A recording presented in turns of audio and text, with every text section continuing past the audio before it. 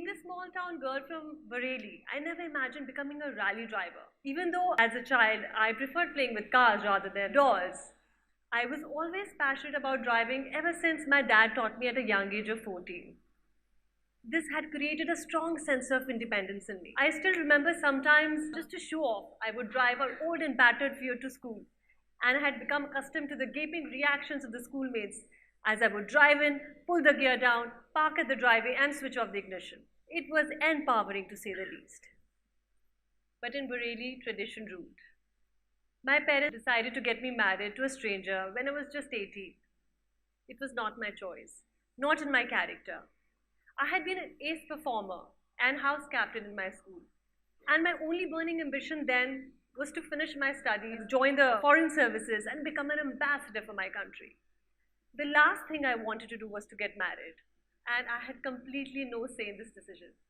The marriage turned out to be pretty rocky and turbulent. I had never felt more betrayed in my life. If I had stayed on, I would have lost every ounce of my self respect. Unfortunately, my pillar, my only source of strength, my father, was no more. I didn't know whom to look up to for help. I felt completely lost. In this time of distress, some of the closest were hesitant to help, while some other God sent people stood by me like a rock, and I'm eternally grateful to them.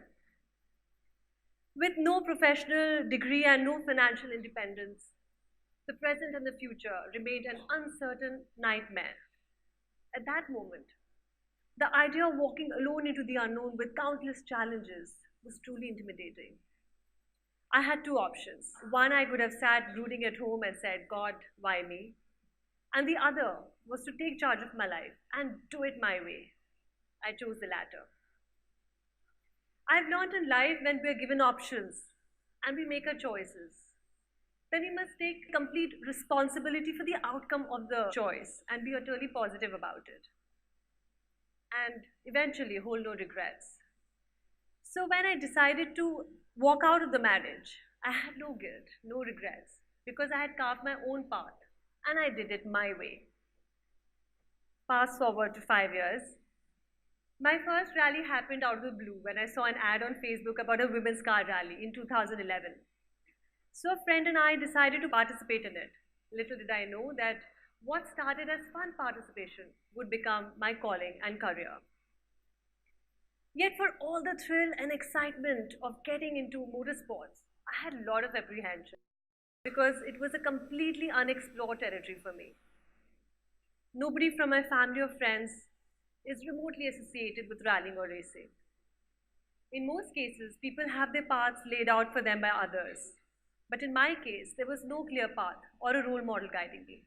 But real inspiration and growth comes from stepping away from what's comfortable and familiar and stepping out into the unknown. If only we could sum up the courage and are willing to take risks. Motorsports is not a self-financing and a standalone profession. In fact, it can burn a hole in your pocket. After divorce, when I took up a job in a manufacturing company, Delton Cables Limited, of which I'm the vice president now, I had become financially independent. But definitely it wasn't enough to pursue such an expensive sport. So inevitably questions arose as to why I would want to trade my safe, cushioned existence for something so unpredictable. Also, how would I balance my life between my responsibilities as a mother, a full-time job, and this newfound passion? But I was consumed by this passion. We all want to live a life we love, a life that feels uniquely our own and feels right to us. Sometimes carving our own path in life isn't easy, especially if the path involves breaking from the norm. But if you trust yourself and keep carving your path one step at a time and keep walking, you will get there. So I started to work hard to hone my driving skills, invested in professional training, followed an extremely strict and well-planned fitness regime. I would visit garages after work and pick up on the knowledge and fundamentals of cars and rallying from books and other sources I could lay my hands on. I also started working earnestly towards getting sponsorship, which is never easy. Finally, my first big break happened when highly coveted Team Mahindra took me on board as one of their drivers for the time speed distance format rallies. This was the beginning of intensive racing action, which won me laurels in many rallies. And by 2013, I had made my mark in the rally circuit. But I've learned that success lies beyond a comfort zone. You have to be willing to go where many fear to tread, and you have to do it your way. So now my heart was all set to venture out into the more challenging extreme or high-speed rally, which was the real stuff, where the guts, grit, and skills of the rally driver were truly tested. This was the glass ceiling in front of me, which I had to soon break. Motorsports has also given me some of my life's most memorable moments. In one of the women car rallies, my first rally, my navigator and I, we got lost in the middle of nowhere. It was a time speed distance format rally, and every second wasted losing a way could cost us a final podium position. So we did the only thing mature people do under such dire circumstances. We argued. We quarreled. I said a few harsh words to her about her knowledge of basic navigation, and she was equally complimentary about my lack of driving skills. We did reach back and finish the rally and shared a hearty laugh over a predicament when we stood seconds runner-up on the podium. Today, she is one of my closest friends on the rally circuit.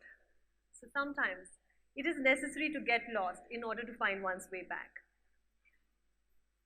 Motorsports is a male-dominated sport. In one of the Desert Storm rallies, amongst the 150 participants, I was the only female driver, as I chiseled my way through the hot sand dunes of Jaisalmer. So as women, we not only have to prove ourselves on the racetrack, but also have to fight through numerous stereotypes. But this has never dissuaded me. In fact, it made my resolve even stronger. Very often when I introduce myself as a rally driver, people wonder, and their reaction is, "Really? You look so delicate. How come you are into motorsports?" Well, I'm standing right here in front of you. The truth is, in motorsports, mental strength matters more than the physical strength.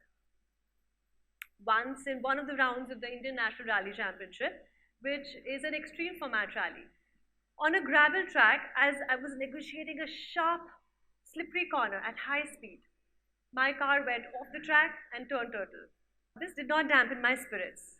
Without wasting much time, my navigator and I, with the help of some passers-by, got the car back on the track and finished the rally, and even won in our category. So,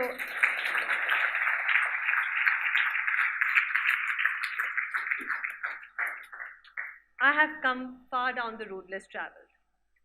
Finally, some fruits of my journey have been realized. I have been an instructor for Porsche and one of the professional drivers for Mercedes for the Luke's Drive program. I had launched an all-women self-drive expedition for a travel company where all women drove to Spiti Valley, which is home to the world's most treacherous roads.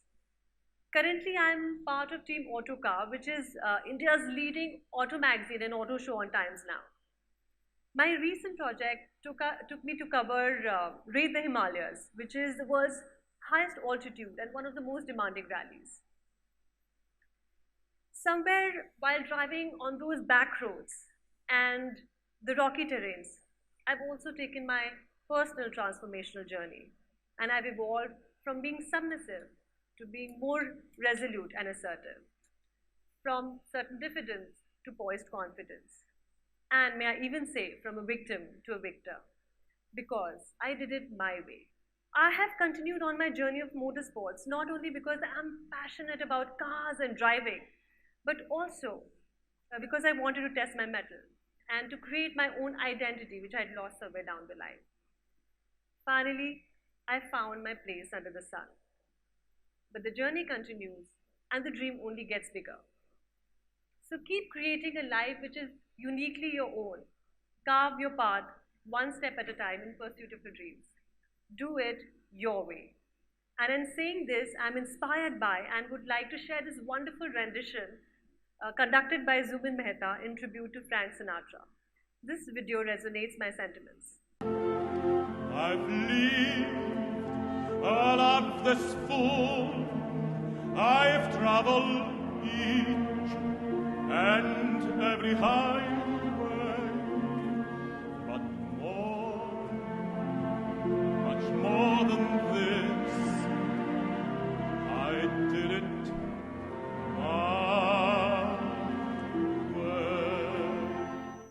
Thank you very much. Thank you.